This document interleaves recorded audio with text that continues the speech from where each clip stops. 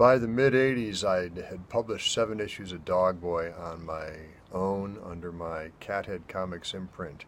But I had moved to the San Francisco Bay Area, and man, I'd been living in Oregon for a few years, and I mean, my home and business combined rent at first was like $85 a month, so oh my God, it was so easy and so sweet.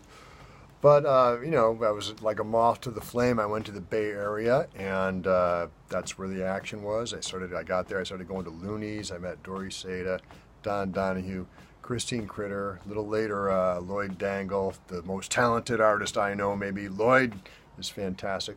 Anyway, just the Looney's was cool. You know, there was Community. It was run by this guy, Barry Gant, at the time.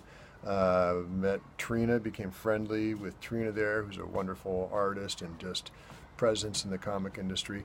But, you know, the San Francisco Bay Area, that was like the heyday of the yuppie, like 1984, I guess, 85. Man, it's an expensive place, and even then, forget about now. Whoo, insane. So, yeah, I kind of thought also, well, you know, I've been publishing myself. Maybe I'd like to try having a publisher, so I circulated my stuff around. Around the end of 85, you know, I showed some stuff to various places, and I got a letter back from Gary Groth at Fantagraphics. He said, hey man, you know, I think we can do some business here, and he said, I'm going to set you up with Kim Thompson, and you know, we can do some publishing. It was a little hard to reel him in and nail him down to an actual deal, but the San Diego Con in the summer of '76, I talked with Gary, I talked with Kim. Kim and I got out like the 50 pages I already had in the bag, and it was great. You know, we're sitting there at the Fantagraphics booth.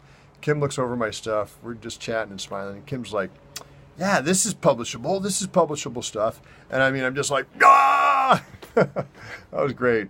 I ran out of the room, and I ran into Ron Turner. He's like, how you doing, Steve? I'm like, Kim and Gary are going to publish me. And Ron's like, whoa, hope you're still like just a nice normal Joe when you're famous. Yeah, good God. As if. Anyway, so yeah, that's got to deal with those guys. The first thing was a 10-page story for Critters, which was Kim's anthology at the time. You know, heck, God, that book was selling 14,000. It had a good page rate. And then the next thing was Dog Boy #1. Dog Boy #1, you know, it had like werewolf bikers, which was a theme.